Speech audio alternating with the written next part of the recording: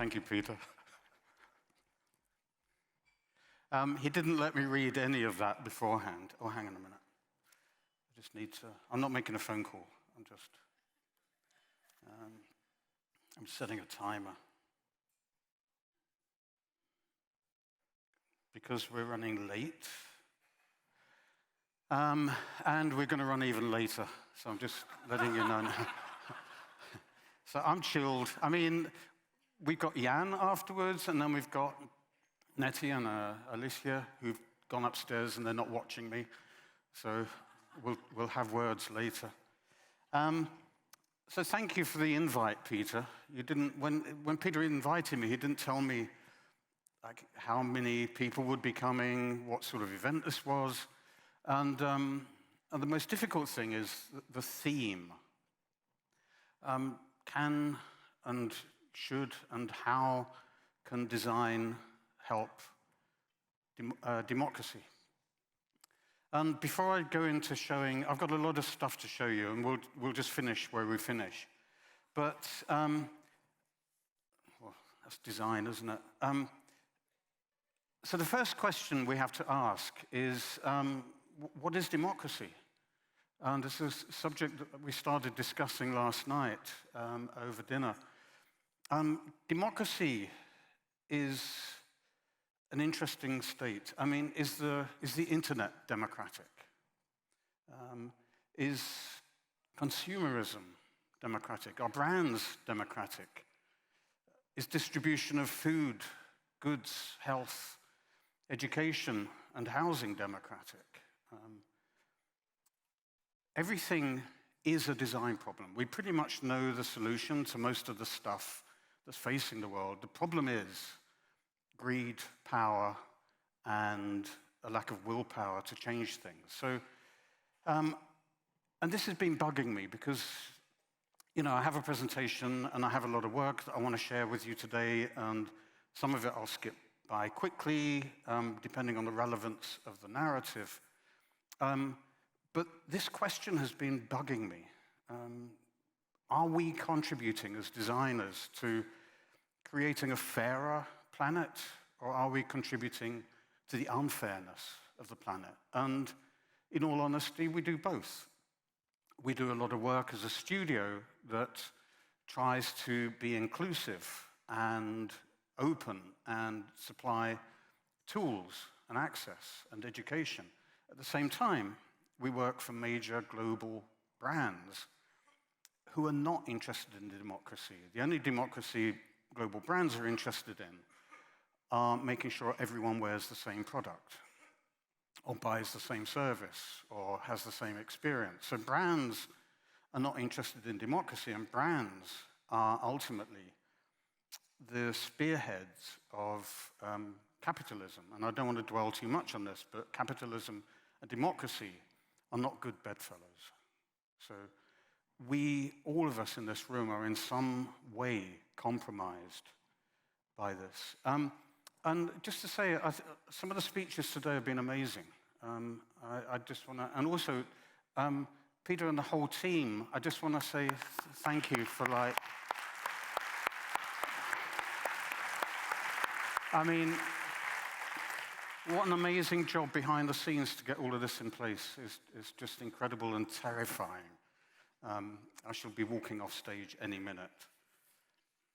And then the next question before I jump in, sorry, this is my prologue. Then we have to ask, what is design? And there's been a number of theories, but for me, design is the curating and the organizing of known elements in order to create a new meaning. In semiotic terms, it's basically the combining of symbols to form new signs or new messages. So in doing this, we are influencing and impacting how people see the world. So in terms of supporting democracy, what we can support is the perception of democracy. How can we change that perception? In translating invisible and intangible concepts, we are making them tangible through a process of translation. And when we translate something we are interpreting something. So what the user gets is our version of a fact. So how we are informed about something becomes information. MIT said that a fact is a difference that makes a difference.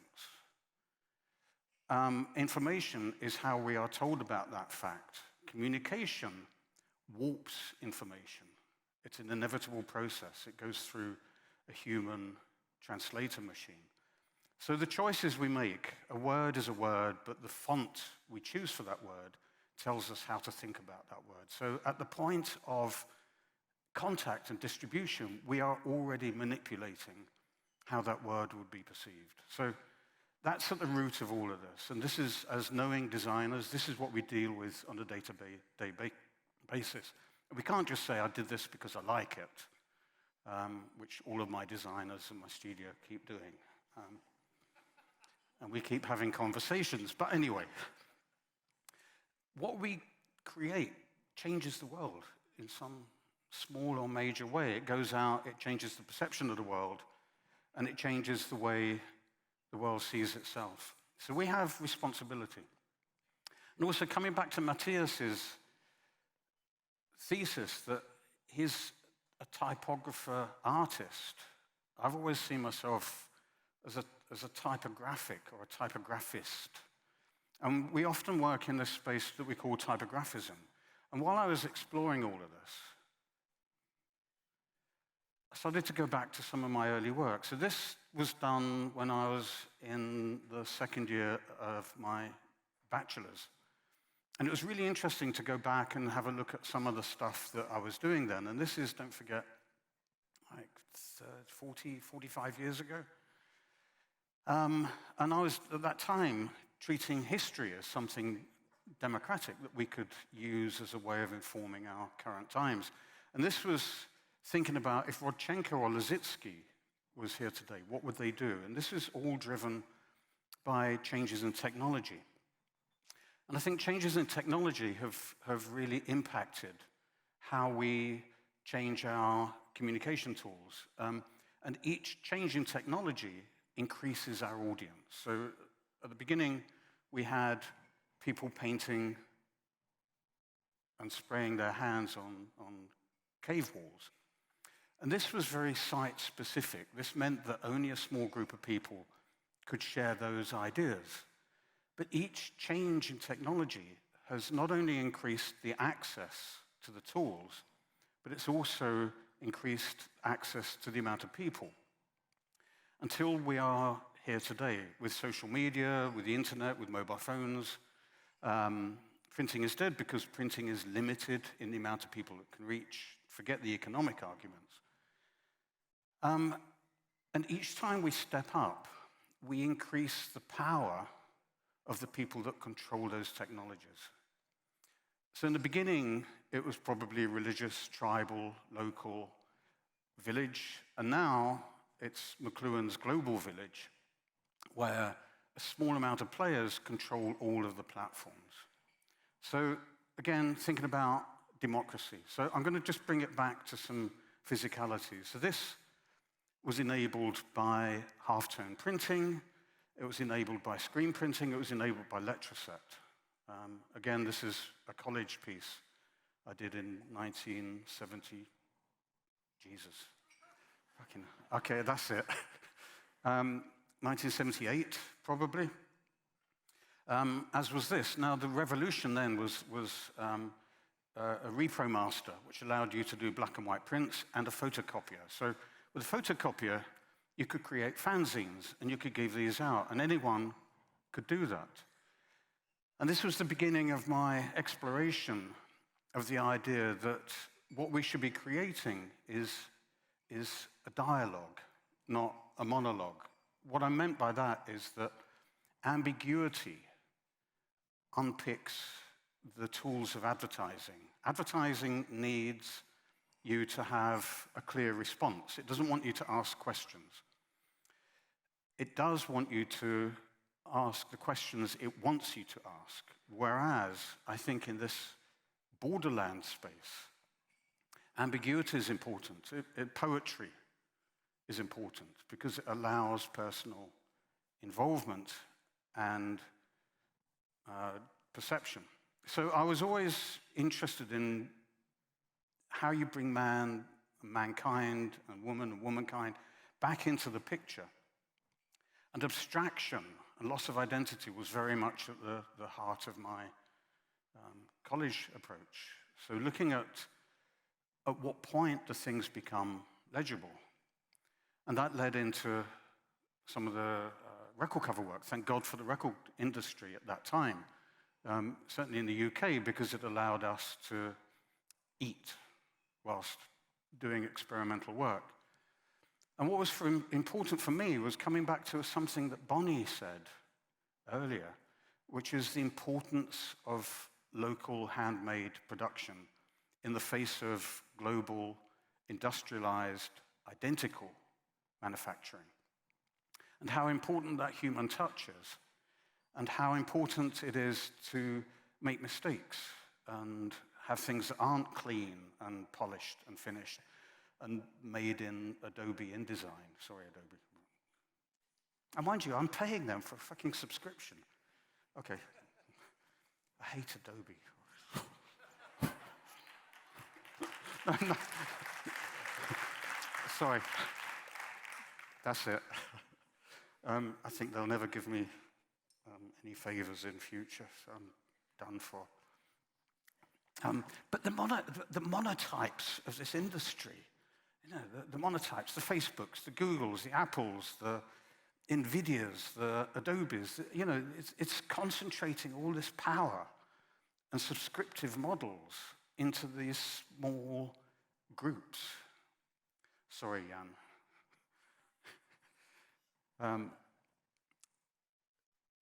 So embracing previous technologies is always important. When new technologies come along, they tend to emulate previous technologies. So the first radios looked like musical instruments. The first TVs looked like radios, mixed with a bit of theater. So we always use previous technologies to make new ones acceptable. But then we tend to forget the previous ones. So I've always been interested in, so this is for 23 Skidoo, a band that I met living in a squat in Covent Garden. And this is a model of my hands that I then manipulated until it became this. And don't forget, in these days, we just had two-color printing. But mistakes were critical. This was for Fetish Records. This was their last compilation, and it was the Last Testament, and I was quite obsessed with how we are controlled by invisible forces in advertising, in governance, in religion, and how to make that more experimental. And then here, a brand where the fish is made from bent coat hangers. So using stuff around, very much coming back to Bonnie's idea of cyclic culture, not only cyclic materials.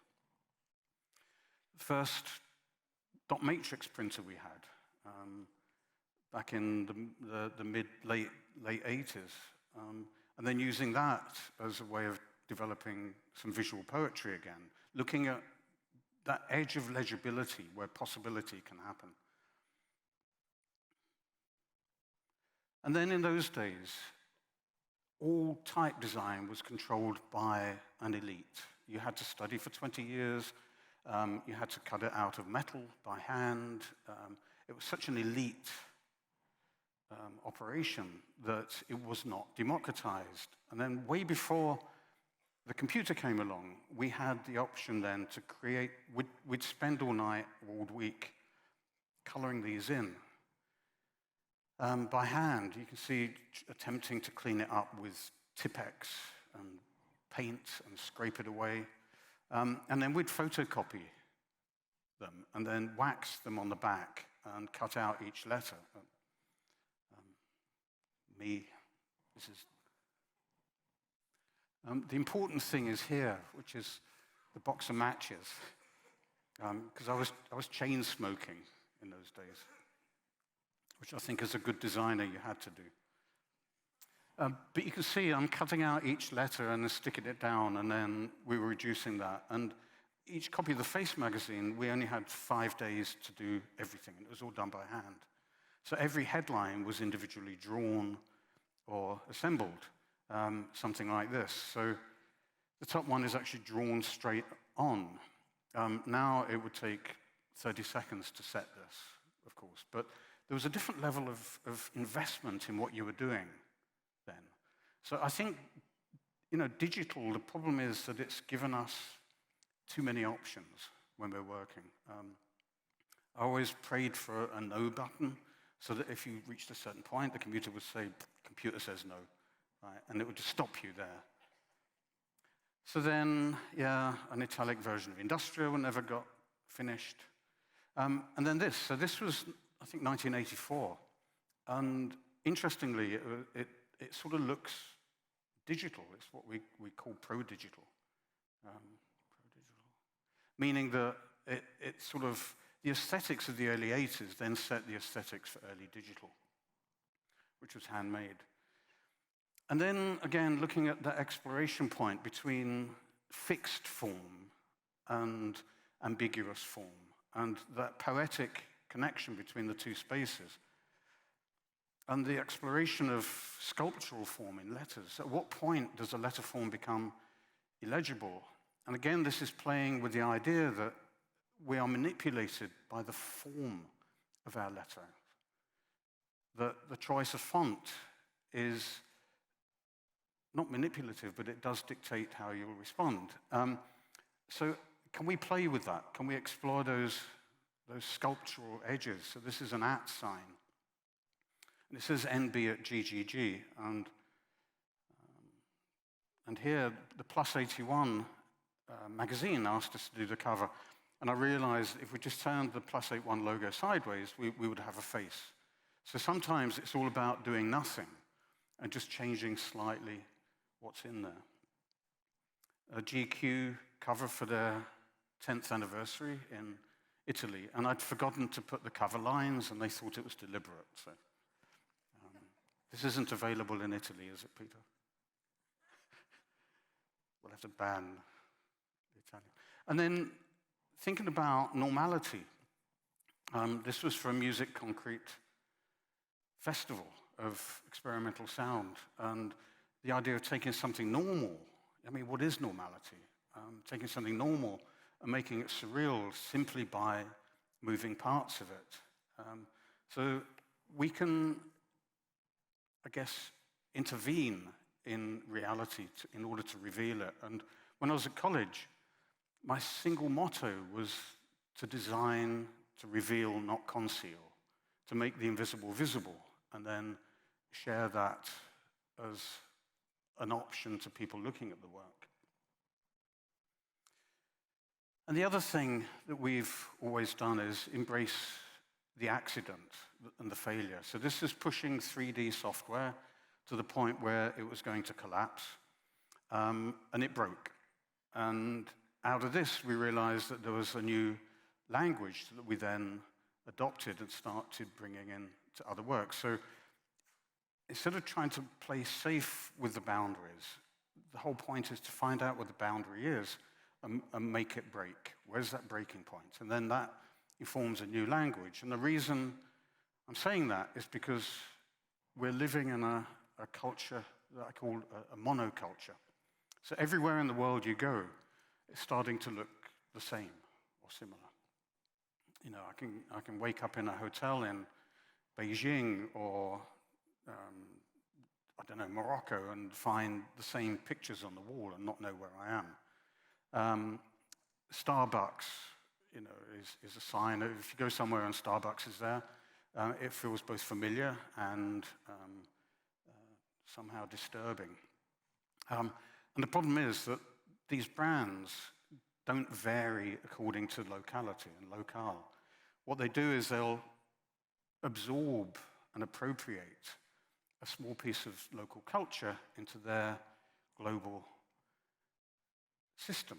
So McDonald's revolutionarily, when they opened in Belgium, put mayonnaise on the menu. We never had that in the UK before.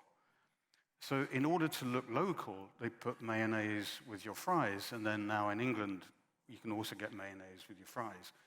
But what this does is it flattens local cultures. This was for a cover for the V&A magazine about postmodernism. But in doing so, they replace local culture. Advertising does the same thing. Advertising will take codes that are indigenous or tribal, so from hip-hop or punk or different cultures, and they take those codes and they absorb them and they reflect them back. And in reflecting them back, they erase differences. So they become the culture and they replace it. So we're part of that as designers. We're encoding, re-encoding, distributing, and replacing. And that's part of the process that is anti-democratic that design embraces. And we're usually not even aware of it. So brands like Nike and Adidas and, again, Starbucks will deliberately look for codes that they can incorporate in order to seem authentic, whereas in fact what they're doing is they're creating a manufactured model. And eventually the local culture dies out. And I was having this discussion with Mark this morning that climate change is a problem, as we suspected, and he said, and it's worse than we imagined. And I pointed out that part of that has come from the fact that we're becoming a global monoculture, where everywhere you go, you expect the same stuff. And I'm on a stage in Germany speaking English, and it's fine. And monocultures are not natural phenomena, because in nature you need variability and diversity in order to survive. If you can't mutate, and bits of those mutations die off, and other bits exist and continue, if you can't mutate, you die out. The species dies out, and we're heading for a flat Earth here. Sorry, I should say some jokes in a minute, shouldn't I? At one point, we realized that the computer was too rigid, and so we actually wrote some coding that generated, this is probably 15 years ago, that generated these more painterly outcomes and outputs. How do we keep digital fluid? How do we make it responsive instead of fixed? Because our cycles are normally fixed until there's something else that can be appropriated. So how do we keep this stuff moving? This was produced in 1993, I think. So this is already 30 years old. And we don't see it, on the internet, we don't see this radical stuff anymore. We see, and I'm not saying that's radical, sorry, I'll just shut up. We don't see experimental stuff on the big internet stage anymore. It's all so heavily controlled and minimized, to the point with brands we call it, I've seen it referenced as graphic blanding, not graphic branding. Brands get rid of complicated stuff because it doesn't scale onto mobile phones. So you lose all the interesting stuff in order to distribute. So this is like Starbucks all over again, but en masse. So how do we re-embrace complexity and challenge?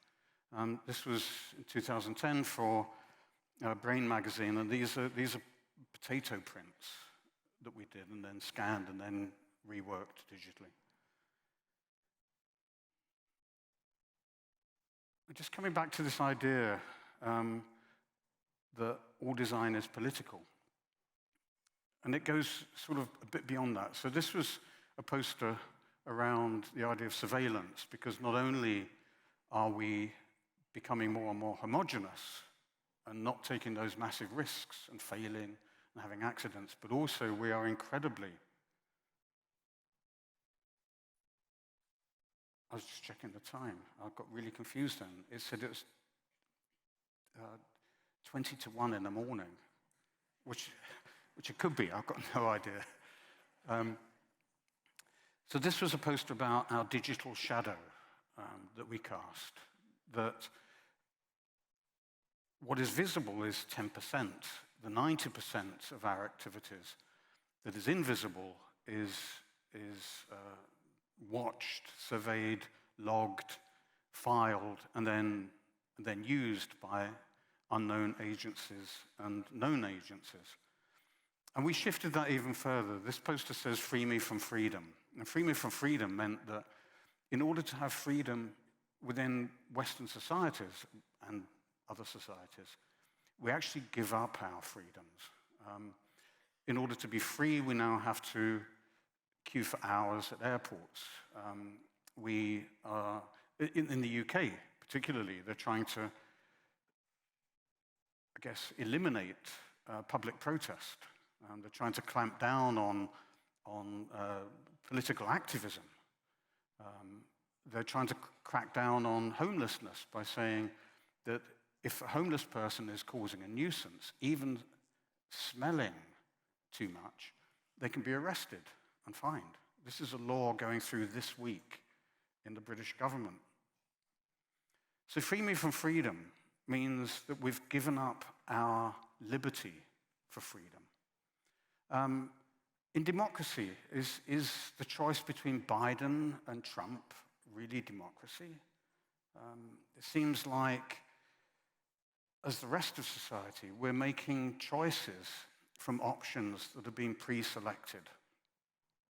So who makes those choices? Who selects those options for us? Who chooses what history we're taught in schools? Is this democratic? All history is a point of view, so it's contextual. So wherever we are right now, we will change history to suit our current arguments.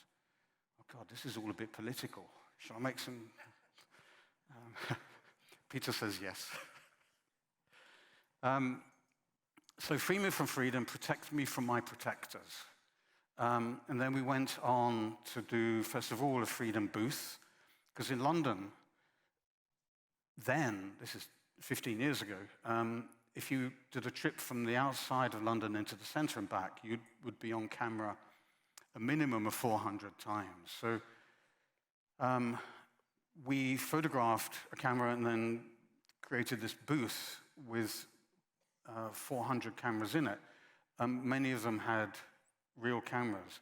And we would feed the output to Flickr at that time. And if you knew the time you went in the booth, you could go home and see 400 images of yourself, which would give you an idea of how many times you would appear on camera in a single day. And this is all unknown to us, but it's everywhere. And then sometimes, as I said, we can be consciously political. So this is a poster about creating awareness of Parkinson's disease. And it's just very simple. It took out, on the headlines, it took out the letter I, emphasizing the fact that with Parkinson's, you lose sense of who you are. So there's no I in Parkinson's or anxiety. And then on the other hand, this was a major campaign in the US where they had 3 million signatures pressurizing the government, global governments, to make poverty history. And it's still going ahead. So this is as reductive as you can get. For Punk London, this is 40 years of celebration of the beginning of punk by the mayor's office in London, which was at that time run by Boris Johnson, the great punk anarchist. So suddenly, from being something where they were imprisoning all the punks, it became something that London wanted to celebrate, because it had become a reason to embrace tourism. But anyway, they had a number of different events, and they wanted us to come up with a branding. So instead of doing a branding, we created a font that we gave away to anyone that they could use on anything they were doing in relation to it. So it was branding by shared language. And then we also created just a textural approach. So we ended up with stuff like this as posters. And then we registered punk.London, we registered punk.Manchester, punk.Liverpool. So then this could be a nationwide event. And then more recently, we worked with Supreme. So sometimes you have to hijack brands in order to use them subversively. This is the riot that never was, how to get arrested. So it's about constant vigilance. It's about constant awareness. It's about, as soon as something is done, you have to forget it and move on to do something new, because whatever you've just done will be assimilated. I just wanted to jump out into editorial space, because this is something that's really been bothering me. Right now, on the internet, if you want to express yourself, you can only do it within a box. And from the outside, it looks like you're looking at an office building, and then you just see people twitching with the curtains or dancing in that space, but the framework itself is now beyond our control. It's it looks like a prison or something. It's boxes, and this is a control mechanism. Whereas in print, and I'm not saying print is better than digital, that's not what I'm saying at all. What I am saying is editorial content is about word and image and layout. Whereas in the internet and on social media, it's become image and word and no layout. So I'm wondering what kind of cultural loss has happened. And I'm wondering about that impact that we all live in our bedrooms, not us, but most younger generation that I know. My son, when he's not out, which is rare because he can't afford it, is just in his bedroom. So this boxing of society sort of really undermines democracy in a way, and that freedom to get out. I mean, I hate to say this, I was smoking at 11. I was drinking at 12. I'd given up some of that by 16. And now, for health and safety, we're talking about, so up here by the dressing room, there's a beautiful bit of roof with some grass on it. And we're not allowed to go out there for health and safety reasons, because there's a short parapet next to it. So we can look at it through the window, but we can't get out on it. And Peter, last year you could get out on that, right? Yeah. So health and safety is becoming another kind of anti-democratic tool that kind of restricts our movements, because movement is something governments don't like much, especially the British government, because they want anyone that moves to be sent to Rwanda, but that's another story. So at the beginning of working on Arena en Plus, I was really inspired by something that was important in my growing up, which was reggae singles that had been imported from Jamaica. London was filled with the sound of reggae then when I was growing up. But the thing that was interesting for me here was the fact that on a record store, these labels had to stand out, and none of them are more than two colors probably. The blacks you're getting on some of these are a combination of two colors. So they had to be punchy, and they were done in people's garages. So at the beginning, I was thinking about how can we learn some lessons from this kind of low-res dynamism. Can we push things? Can we think of the page shape itself as being something that can form part of the dynamic? And then again, realizing that it had to boil down to the components. So what are the components you're using? So, when you're painting, you're choosing colors, and you're choosing brushes, as well as the expression. So we created this font called Buffalo, and we started experimenting and looking at sideways, thinking about, again, the weight of the page that goes from light to heavy, thinking about breaking words, containing images. And then this is one of the pages that finally ended up with actual content. So we've gone off grid now. There's no grid in the whole magazine. And then we supported this with a second typeface, which was based on the idea of propaganda, but Arena 1 Plus was about music and fashion and other things. So we called it propaganda and ended up with these spaces. So these are from the first issue. And then trying to be anarchic and at the same time heavily structured. So the jacket is supposed to be a reflection of the weight of the headline on the top left.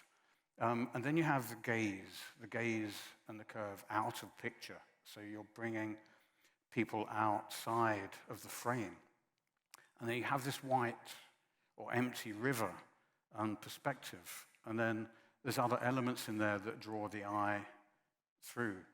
And the other thing is that we imposed a grid that was narrower than the longest word. So this actually says Raf Simons, 15 years.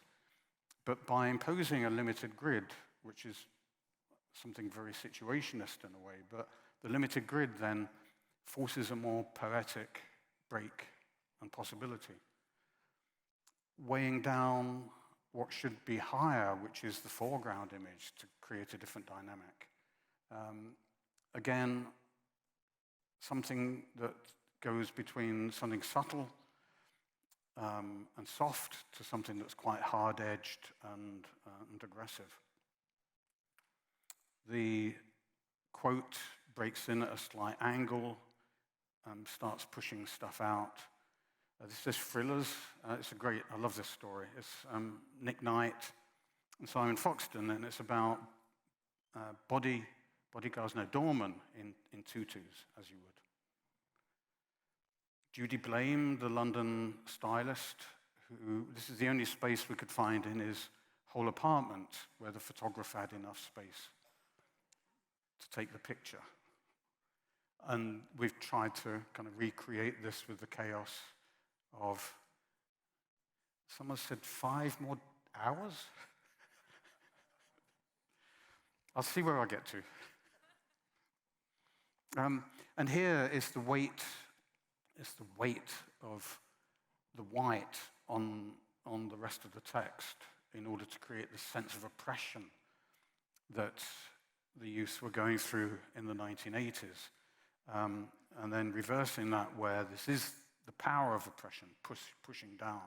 So we can be emotive with layout, and I think we need to recapture that. I just want to add a few little thoughts. I mean, not that I haven't said any thoughts, but the problem with the internet and social media and democracy is really that social media is reductive, especially with the magnification of algorithms. So what it does is it finds small differences and amplifies those differences. And in the end, you have a polarized situation. And the problem with the polarized situation then is that it makes simple things stand out. So you have 50% here, 50% here, and things stand out. So the things that stand out are what we call condensation symbols. Now, a condensation symbol might be a logo for a brand, but within social media, it might be an acronym.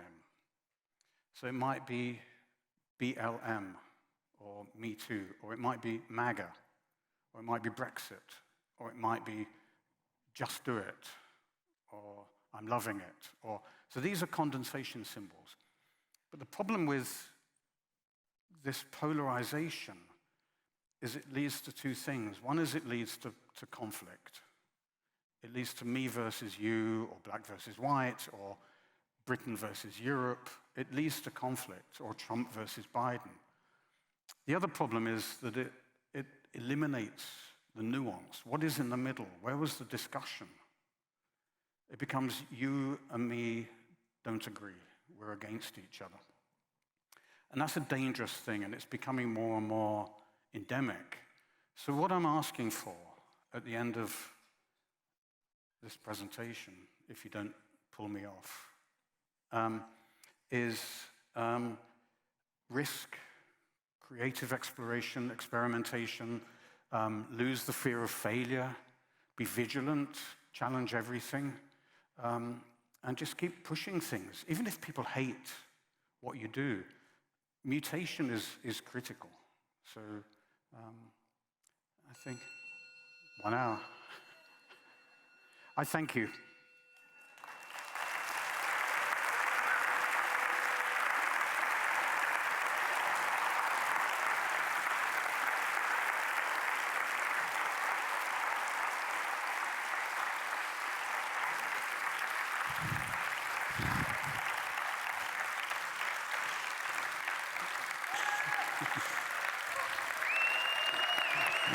It's for you.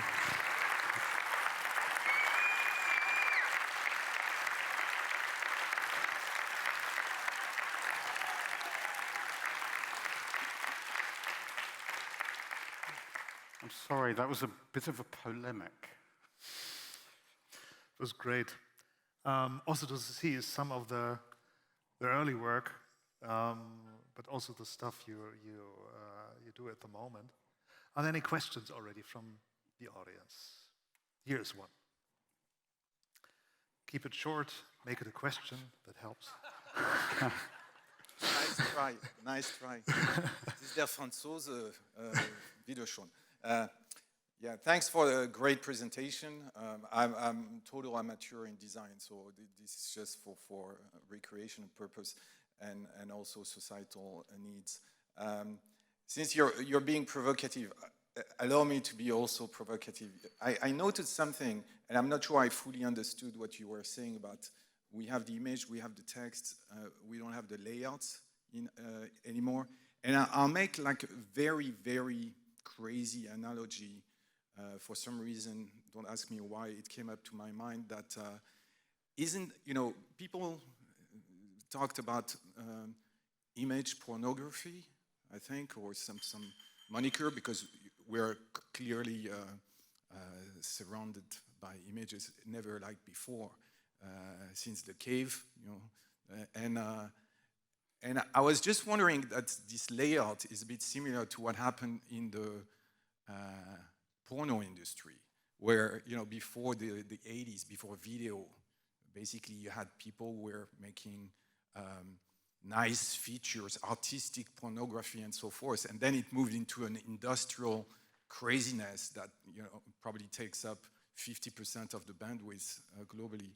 And so is that what you meant? There's no layout, like there's no script anymore? No. That's too easy. You can do better. It's a short answer, at least. What I meant, so just to refresh, what I meant was this is the age of entropy. This is the age where everything that's complex becomes granular and really simple in order to reach as many people as possible. So everything becomes fragmented. Our job is to re-embrace complexity, that's all. So.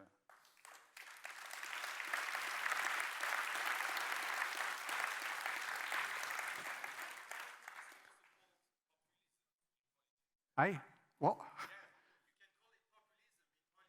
Yeah, populism is polarization. So yeah, polarization is created as a populist tool. So Trump versus Biden, and then all the lies to support it. Yeah, we're living in a binary world, which is ironic because we're all trying to identify ourselves as individual and different. But these two forces cannot coexist. So. Any more questions from the audience? I would be interested because I had a look at the book, and you had this very nice piece in it about actually a conference that you organized many years ago, the anti-design conference. There was an official design conference in London. They asked you to work along. You said, no, I will do the anti-design. And you wrote a manifest, which you called the Minifest. And there you already posed these ideas of anarchy, and you said, well, the Lehman Brothers just collapsed, so this is our chance. There's a crack in the wall, and we can use that as designers. That was like 15 years ago. Do you have the impression that something changed in the design industry, that designers actually took on that message and that job? Yeah, it got worse. As you know. Now the challenge has got, the problem is quantity versus quality. And we're fighting this opportunity that brands, governments, and religions have, which is to have as many pieces of buckets of sand as possible. So it's simple and it's controllable. I think complexity is the victim here. So we need an anti-design festival every year. We'll do one next year here. Yeah, great. And the other thing is, no, I'm not promising. It's a lot of work. It's a lot of work. We bankrupted, so I can tell you that now. But the reality is that true democracy can only be achieved through anarchy. Okay. We leave you with that one. Neville Brody, thanks a lot. Thank you.